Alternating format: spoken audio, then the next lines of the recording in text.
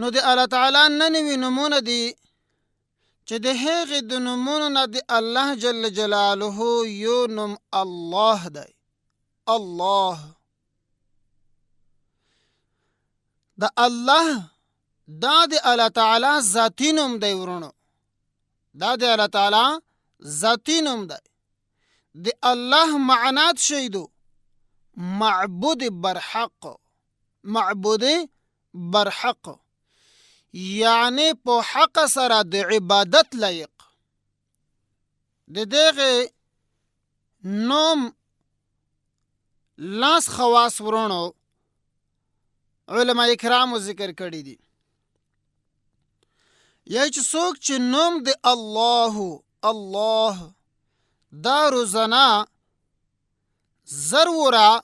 ذکر کوي یودوي ضروره پورس کې ضروره یې الله الله الله الله دا ضروره پورس کې یې یعنی چې دغه انسان ته بو الله جل جلاله پورا یقین پویر نصیب کی، کامل یقین مکمل یقین بھی اللہ جل جلالہ دغه انسان بشپړ کی. دویام لیکلی دی ورونو چې څوک د الله نوم د جمعې په ورځ د لمونځ نه مخته په اودس سره په ګوښې کې دغه نوم څوک ضروره ویي، الله جل جلاله به هر ډول مشکل څه ډول حوایج چې لري په شاره موافق به الله پاک ټول مشکل حل کی،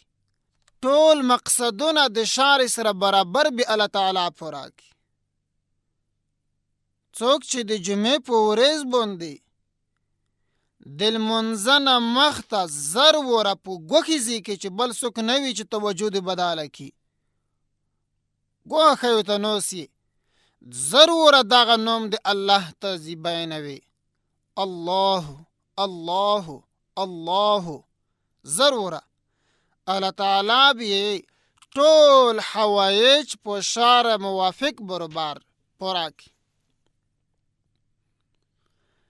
دریم خواص لیکلی دی ورونو چې د کوم مریض د علاج نه چې طبیبون عاجز شوي وي، داسې مریض وي چې لا علاج وي، علاج نه کیږي، ټول طبیبون د هغې د علاج نه عاجز وي،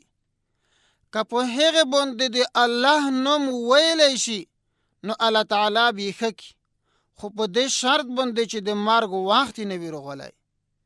څوک چې د الله نوم ضروره ویي په یوه داسې مریض باندې چې هغې د علاج نه ډاکټرون عاجز شوي وي، په کاټ باندې پروت وي، نو که چېرته هغه په دم کړلی شي، په هغې باندې ویلی شي، الله تعالی به هغه مرض د پوره د علاج یو سبب جوړ کي، الله تعالی به صحت پویر نصیب کی، په دې شرط باندې چې د مرګ وخت یې نه وي راغلی. پنځم خواص ورونو لیکلی دی څلورم چې د هر لمونځ نه وروسته څلوره ویونکی چې څوک د پنځه وخته لمونځه د هر لمونځ نه وروسته څلوره د الله نوم یې الله الله، دغه انسان به الله تعالی صاحب کشف کی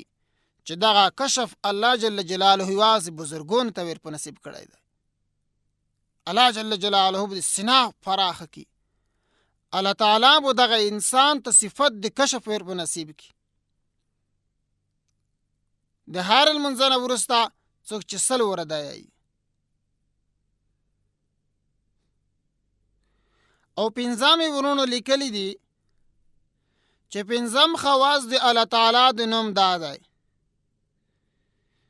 چې څوک شپږ شپېته وره دغه د الله نوم ولیکي، بیا یې په اوبو کې ړانګ کی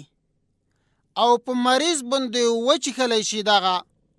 نو الله تعالی به هغې ته شفا په ویر نصیب کی، اگر که په هغې مریض باندې اثر د پریونو هم شوی وي. څوک چې د الله نوم په اودسه سره شپږ شپېته وره ولیکي، بیا یې په اوبو کې ړانګ کي او په یوه مریض باندې وچیښي، الله تعالی به هغې مریض ته شفا په ویر نصیب کي، اگر که د پیریون اثر هم په هغې باندې شوی وي. او شپږم خواص دا لیکلی دی ورونو د الله د نوم، چې په چا باندې چې پیریون ارسي نو په یوه لوښي کې دا د الله نوم یو څو وره په یوه کاغذ کې ولیکي او بیا د په هغه لوښي کې هغه اوبه وچوي او هغه د الله نوم د په هغې کې ړانګ کي او دغه اوبه د په هغې انسان باندې وچوي، په چا باندې چې پیریون ارسي، نو په هغه باندې چې کوم شیطان مسلط وي، کوم پیرای مسلط وي، هغه به وسوځلی شي او د هغې شر د هغې شیطان او د پیري نه به الله تعالی نجات ورکړي. اووم خواص دا لیکلی دی ورونو چې کوم کس چې د الله جل جلاله د محبت د واجه نه د الله ذکر کی او شک نه کی، نو هغه به د صدیقینو د ډالې نه وي د الله تعالی. د کومې ډالې نه؟ صدیقین، چې دا به په قیامت کې په جنات کې به څلور قسمه ډالې سره ملګري وي: شهدا، انبیا، صدیقین، صالحین. وتم خواص دا لیکلی دی ورونو د الله د نوم چې څوک د هر لمونځ نه وروسته اووه وره ویایي هو الله الرحیم، هو الله الرحیم، د هر لمونځ نه وروسته اووه وره دغه ویایي هو الله الرحیم، د هغې انسان ایمان بو الله تعالی نه سلب کوي، د هغې انسان ایمان بو الله تعالی نه ضایع کوي او هغه به د شیطان د شر نه محفوظ وساتلی شي. څوک چې د هر لمونځ نه وروسته اووه وره هو الله الرحیم یایي. نهم خواص دا لیکلی دی ورونو چې کوم کس زر وره دا یایي چې یا الله یا الله، د هغې په زړه کې به ایمان او معرفت مضبوط کړلی شي، الله تعالی به یو قوي مضبوط ایمان په ویر نصیب کی. او لسم دا لیکلی دی، لسم خواص چې کوم کس چې د جمعې په ورځ د مازدیګر د لمونځ نه وروسته مخ په مقبله باندې تر ماښام پورې دغه ذکر کی چې یا الله یا رحمان، یا الله یا رحمان، او بیا د الله تعالی نه کوم شای وغواړي، یعنې چې الله تعالی به ضرور هغه شای د تویر کی او هغه سوال د دغه انسان به الله تعالی قبول کی. کوم کس چې د جمعې په ورځ د مازدیګر د لمونځ نه وروسته مخ په قبله تر ماښام پورې دغه ذکر وکړي یا الله یا رحمان، د الله تعالی نه چې څه وغواړي